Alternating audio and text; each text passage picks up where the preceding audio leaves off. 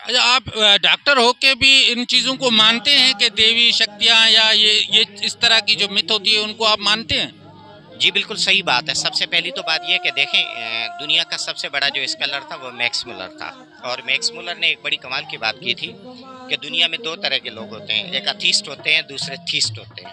Atheist वो होते हैं जो भगवान को, खुदा को नहीं मानते हैं। थीस्ट वो होते हैं जो भगवान को, खुदा को मानते हैं। यकीनन जो खुदा को मानते हैं, तो हिंदू माइथोलॉजी में ये है कि हमारे यहाँ गॉड्स होते हैं। एक गॉड जी बड़े से है, हिंदुइज़्म में भी उसका कॉन्सेप्ट है, लेकिन एक गॉड जी छोटे से भी लिखा जाता है, जिसको हम देवी अवतार या छोटा इनकारनेट उसको कहते हैं।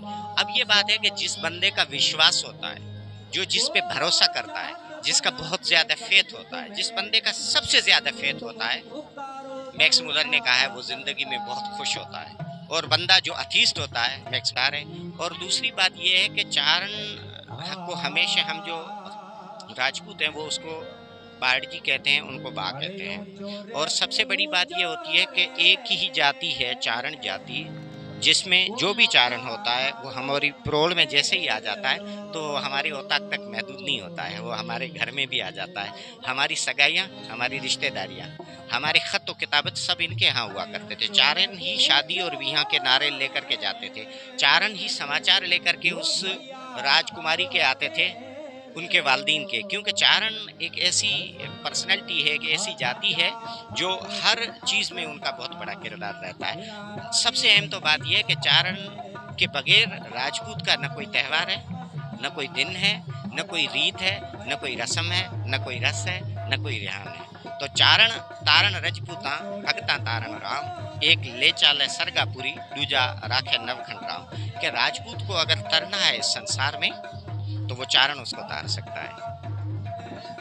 भगता तारण राम और भगत। मैं अभी मौजूद हूँ खारोड़, एक जो बहुत ही बड़ा तारीखी स्थान है। खारोड़ चारण में देवल माता जी का स्थान, जो साक्षात हिंगलाज माता जी का अवतार है। और मेरे साथ आज एक थर के राजपूत बिरादरी से ताल्लुक रखने वाले बहुत ही बड़े जानकार, मौखिक लेखक डॉक्टर नाथू सिंह साहब हमारे साथ मौजूद है। आइए तो हम आज कुछ जानकारी लेते हैं डॉक्टर नाथू सिंह साहब से देवल माता जी के बारे में, और बेथा कुल जो चारण है उनके लिए भी इनसे हम मालूमात लेंगे कि इनका क्या कहना है। तो डॉक्टर साहब, कैसा लग रहा है आज आपको यहाँ पे? बहुत ही बढ़िया, आला किस्म का। और सबसे पहले यहाँ आकर के बहुत बड़ी खुशी हुई, और देवल माता के चरणों में यहाँ आकर के अपना शीश नमाया, प्रार्थना की।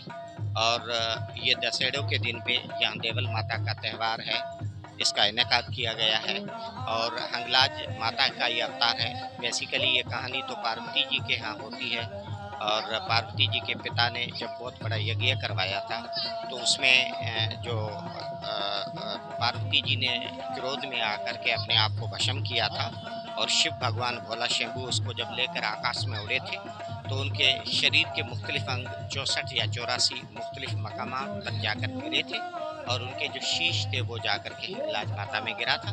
तो देवियों में सबसे बड़ा जो स्थान है वो हिंगलाज माता का है।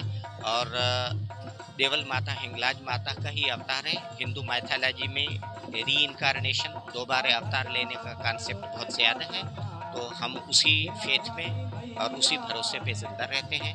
और देवल माता का बहुत बड़ा किरदार है। सबसे बड़ा तो इनका अहम किरदार यह रहा है कि जबकि इनके वालिद के यहाँ इंतकाल हो गया था, वहाँ मारवाड़ में, हिंदुस्तान में, तो इनका जब हिंदुस्तान पाकिस्तान एक था और इनका वापस अपने वालदीन के यहाँ जाना हुआ, तो इनके 4 कज़न्स थे, और एक इनके घर में इनकी खिदमत करने वाला मेंघवाल जाति से एक लड़का था। जब वो वापस देवल माता वहाँ पे गई और अपने वाल्द साहब की प्रॉपर्टी की डिस्ट्रीब्यूशन जब उन्होंने जाके की, तो उन्होंने 4 कज़न्स के यहाँ नहीं की, क्योंकि उनका सगा भाई तो कोई था नहीं। तो 5वां भाई उन्होंने उस मेंघवाल लड़के को भी किया।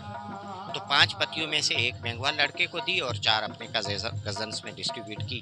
तो ये एक जो मज़हब में सुपीरियरिटी, इन्फीरियरिटी, ऊंच नीच, भेदभाव का जो कॉन्सेप्ट है, उसको बिल्कुल ख़त्म किया। उस डिस्क्रिमिनेशन की बिल्कुल उसको जड़ से काट के रख दिया देवल माता ने। ये सबसे बड़ा उनका अहम मैसेज है।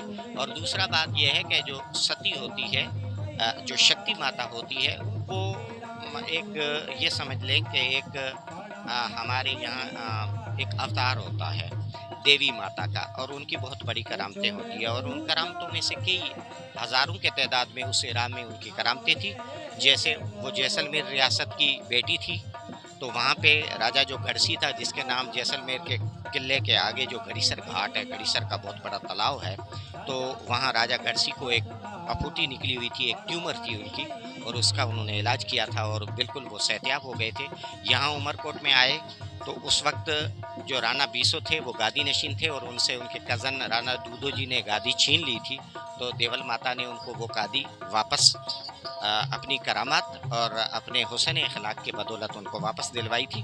तो देवल माता का बहुत बड़ा किरदार है, और यहाँ खारोड़ो चारण जो है ये उनका ससुराल है। ये एक बहुत बड़ा तारीखी मकाम है, और मेरे ख्याल में 1200 ईस्वी से लेकर आज तक ये उसी तरह से ही इस गांव का वजूद है।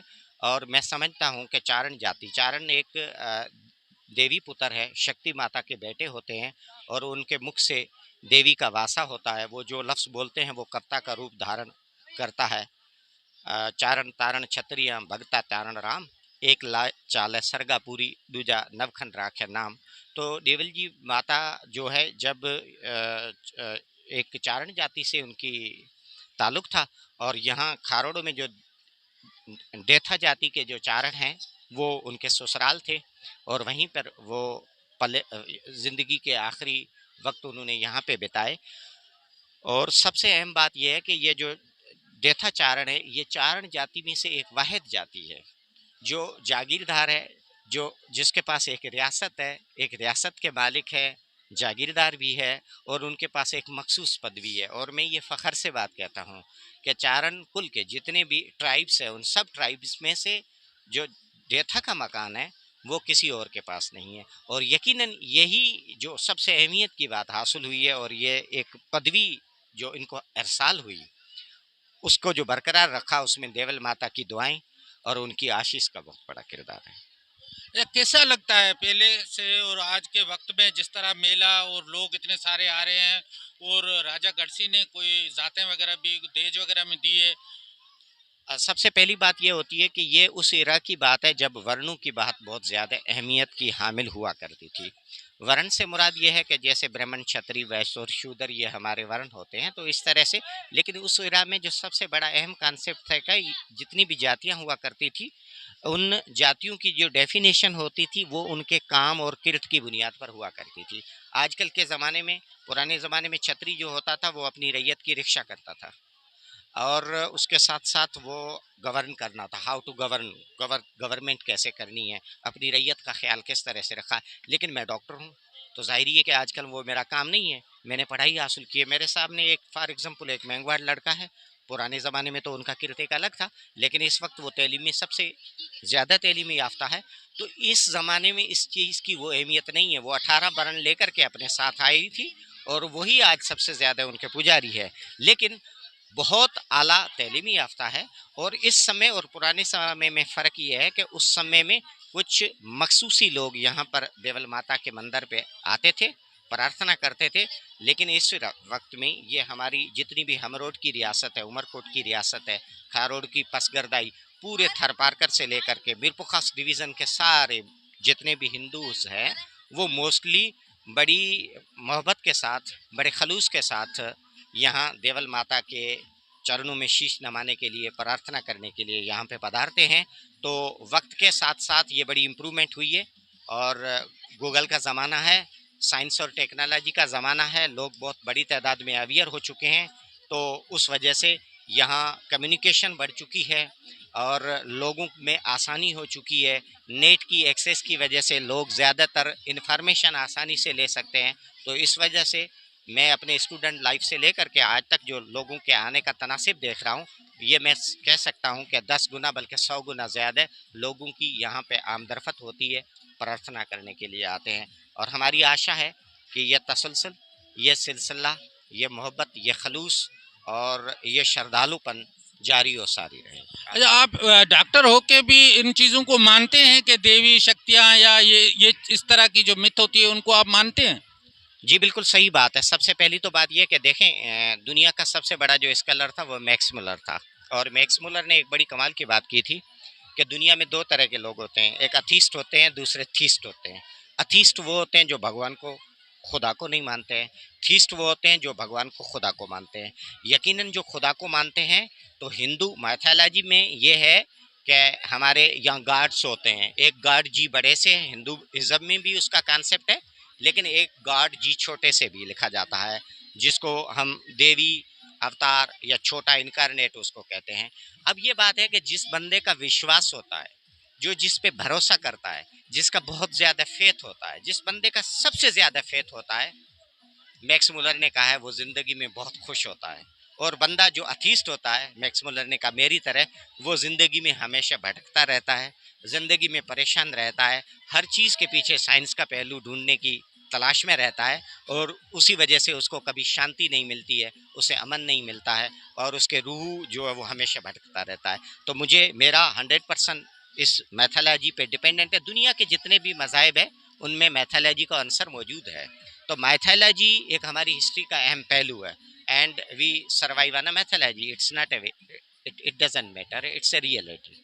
तो मुझे पूरा यकीन है इन बातों पे, और मुझे पूरा फैथ है। आखिरी क्वेश्चन है डॉक्टर साहब आपसे कि ये राजपूत और चारण एक दूसरे के साथ जो है बहन भाई का रिश्ता कहते हैं कि एक दूसरे का हमारा रिश्ता बहन भाई की तरह है, इस की वजह क्या है? और दूसरा, ये राजपूत लोग चारणों को क्यों ज़्यादा मान सम्मान देते हैं, इसकी वजह क्या है?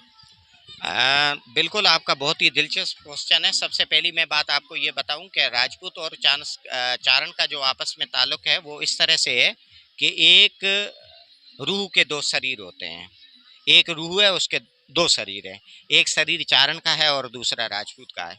देखें, राजपूत जो सबसे अहमियत की बात होती है कि राजपूत का तारीख में जो सबसे बड़ा काम रहा है, वो ये रहा है कि मुख्तलिफ ताकतवर बादशाहों के साथ लड़ाइयाँ करना।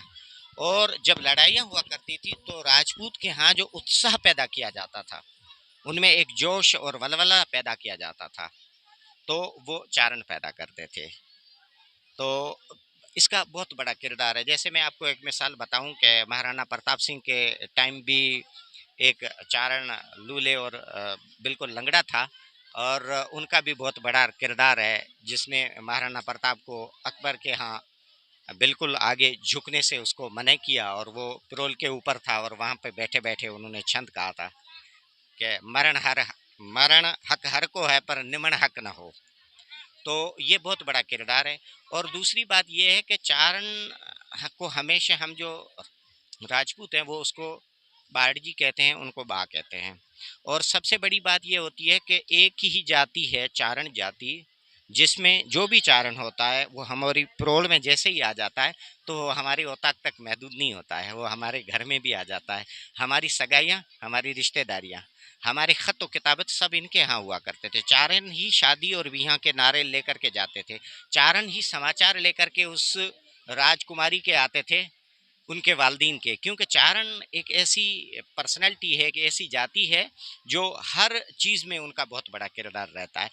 सबसे अहम तो बात यह है कि चारण के बगैर राजपूत का न कोई त्यौहार है, न कोई दिन है, न कोई रीत है, न कोई रस्म है, न कोई रस है, न कोई रिहान है। तो चारण तारण रजपूता भगता तारण राम, एक ले चाले सरगापुरी, दूजा राखे नवखंड राम। कि राजपूत को अगर तरना है इस संसार में, तो वो चारण उसको तार सकता है।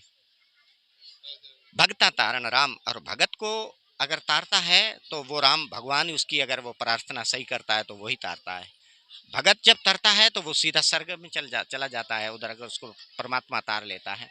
और राजपूत को अगर चारण ने तार लिया, तो राजपूत का नवखंड तीर्थ में नाम अखट हो गया, उसको कोई मिटा नहीं सकता है, कायम उदयम रहता है। आपकी बहुत बहुत धन्यवाद आपको, बहुत बहुत शुक्रिया आपका। ये थे डॉक्टर नाथू सिंह, जिन्होंने बहुत ही अच्छे तरीके से शक्ति देवल माता जी के बारे में भी बताया, और चारणों और राजपूतों का रिश्ता था उसके मुतल्लिक भी काफ़ी बारीकियों से बात की।